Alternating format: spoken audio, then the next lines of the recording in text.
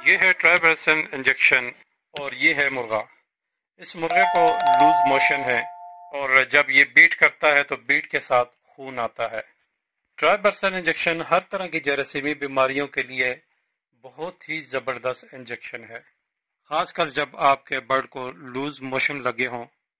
اور اس کے علاوہ ان کے اندرونی حصے سے خون آ رہا ہو یا بیرونی حصے سے خون آ رہا ہو، اس کے علاوہ اس خون کی وجہ سے یا موشن کی وجہ سے ان کو بخار ہو، تو اس کے لیے یہ بہت ہی زبردست اور تیز ترین یہ اثر کرنے والا انجیکشن ہے۔